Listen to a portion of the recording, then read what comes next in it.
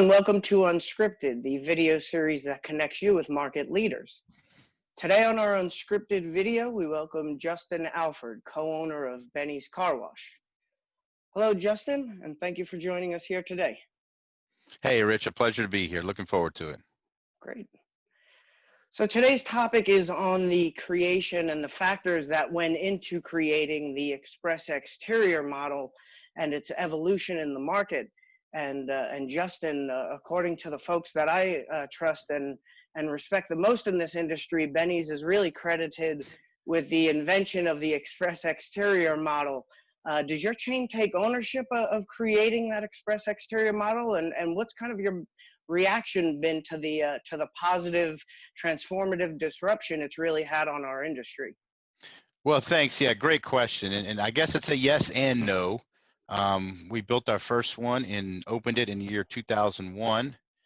But we've been in business since 1951, but it really was a combination of a lot of different models and a lot of different locations. I mean, we visited everywhere. I guess in the early to mid 90s, we started traveling. We went to Germany to visit Dr. Inning and the Mr. Wash over there. And that's where we saw the idea with the free vacs. And that changed a lot for us in our thinking.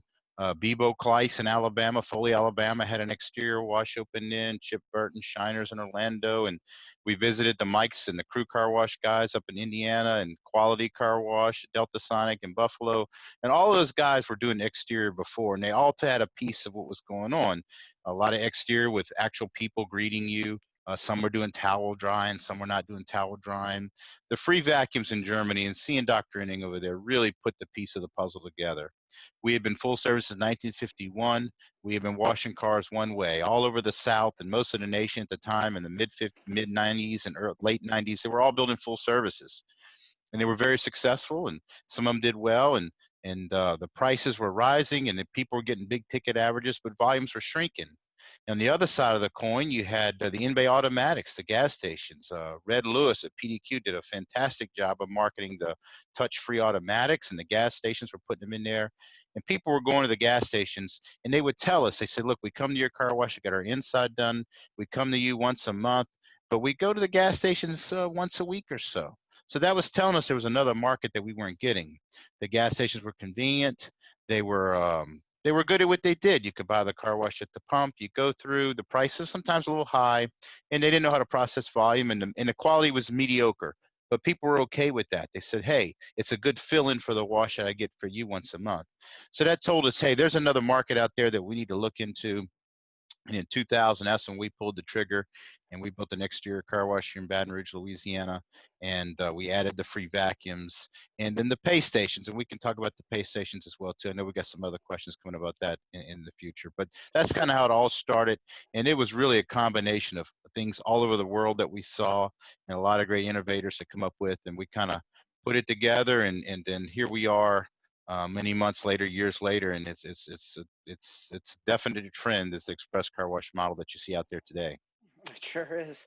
And you know, you mentioned some of those questions coming up, and I just happen to have one here on pay stations. So according to a previous article in our magazine, it was 2001 is when you first approached Innovative Control Systems about developing that first express exterior car wash model. So what challenge were you trying to solve at that time, and what did your chain see before anyone else to be ahead of its time? Yeah, absolutely. And we were with DRB for many, many years, and they're a great company. They still are. Ken Brott, and we worked with Ken. At the time, he was developing other things. We talked to him about the idea of using a gas pump. You know, we were in the gas business, and we said, boy, people come to the gas all the time. The old ladies are used to swiping their credit card. They fill up with gas. They select car wash. It spits out a code, and they're very comfortable. Why can't we take a gas pump? And we tried that. We actually took a gas pump. I wrote a program to try to use a gas pump out there to buy car washes. And there was other car washes doing this. I mean, there was some in the Midwest, and there was one in St. Louis that had a pay station before his tunnel, and they were going through there. But we said, well, but it's hard to get enough volume through one single pay station or one single gas pump. When you go to a gas facility, they have 16 different handles, 16 different gas pumps that are selling car washes. So how do we coordinate this where the gates open and close? and stack the cars in order. And that's what we came up with the gate idea. And at that time, ran into actually Willie from AVW, and he was at a trade show in Dallas, Texas, the Southwest Car Wash Association. I said, Willie, this is what we're thinking about doing. Been friends with him many years. He said, you know what? Our innovative control system is working on a pay station. So I went right over to the booth and met Brian Bath, and my brother and I, we got a plane ticket the next week, and we flew to a farmhouse in the middle of Pennsylvania where they were developing this one single pay station. And we had a long talk with Kevin Dietrich, the owner, and said, Kevin, this is some ideas we want to do. We want to do gates to stack the cars. We want to put 2, 3, maybe 4 pay stations in a row. And he says, we'll do whatever it takes to make it work. And that's how the relationship started. And since then, we're on about our 5th or 6th generation of pay station. And that was a big game changer, because the single pay station at the time, and that was out before, was limited on how many cars they could actually process. But having the multiple really gave us the ability to process more cars, stack them, keep them in order, and to make sure people get what they're paying for. So that's kind of how the whole pay station thing started. And it's now I look back and we're approaching 20 years from that first one, and we've come a long way. But it's exciting times. Definitely is. So speaking of today's typical express exterior car wash, how does it differ from Benny's first offering in 2001? What changes, if any, do you agree or maybe disagree with here as this has evolved? Well, yeah, there's a lot. There's some things that have changed and some things remain the same. I think when we first opened up, we had 17 vacuum stalls at the time.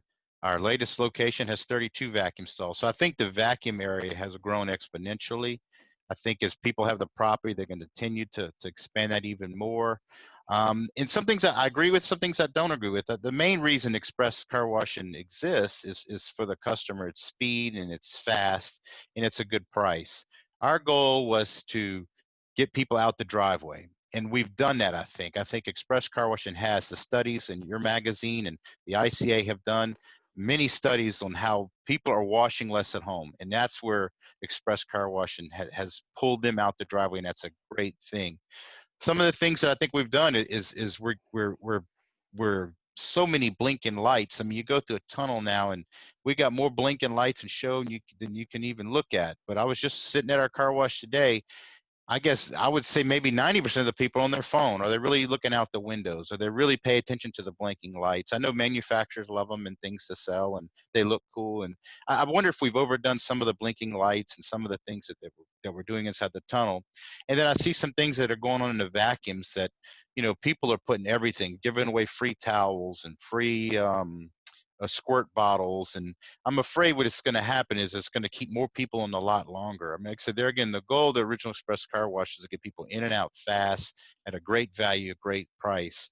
And I wonder if these things are going to complicate it. So we wanted a simpler operation coming from full service, and I think we did in a lot of ways make it simpler. But I'm afraid we're going to make it more complicated again with all the new things that I call them gimmicks. Everybody's offering a new gimmick out there, and I just don't want to lose sight of our original mission. Our original goal was to give a fast, clean, dry, shiny car. So that's some things that I thought about that have changed. That we'll see where it ends up. There's always something new coming out there, and we change with the times. And if customers enjoy it, I guess we have to do that. But if we lose sight of what our original goal was, is to make it clean, fast, and shiny, I just don't want to lose that. Okay, understood. So what challenges and opportunities do you see in today's market? And certainly it's been an extraordinary year, but what challenges or opportunities do you see in the market today? And will the solutions to these issues require another transformative disruption to the market, do you believe? Well, the challenge is, I mean, 9 months ago, I would have had a different answer than I do today. With the COVID, it really has changed the way people are operating. I mean, some places were closed, some places were open. Um, Contactless has become a big word now, and the unlimited plans. We weren't doing unlimited plans in 2000. Now unlimited is a big part of everybody's business. Contactless, I think, is a big thing that's coming about. On a local scale, though, I think the cost of development, I see what we're spending and what other people are spending on developing these car washes.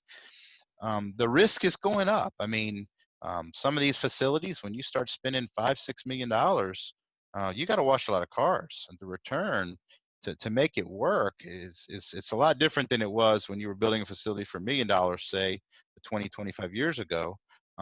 The risk was a lot lower. So I think the risk is going up in terms of development. I think developing is getting more complicated. The cities, the towns um, that we're having to deal with are getting more and more difficult. One facility we just developed now, we bought almost 2 acres and we can only really build on 1.5 acres. By the time all the setbacks, the landscaping, all of those things that came into play, well, you're paying a lot of money for real estate nowadays, and you can only build on 3/4 of it. So there's some challenges out there in terms of development and that kind of thing. So, and then the big one is competition. Is when is the market going to get oversaturated? We were last year at one of the regional shows in Houston, and I'm not kidding you. There's some corners in Houston, Texas. You could see 4 car washes within line of sight on one corner of one street. This isn't fast food, and I know people like to compare it to fast food and say, hey, they build McDonald's, Wendy's, Burger King all in one corner and they all live happily ever after.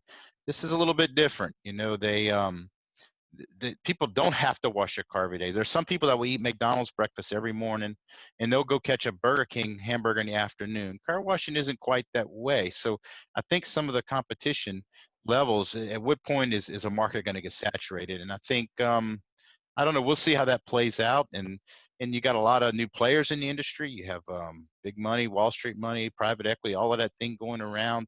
And they're used to different type of business that we are. They're used to a lot of real estate, and they're used to multiple purpose buildings, I call them. You know, you can buy a shopping center and you can put a sandwich shop, a nail shop, other things all in the same one. A car wash is a one purpose building that after you invest in it, what else can you do with it besides wash cars? So I think there's some risk there for some of these people getting in it.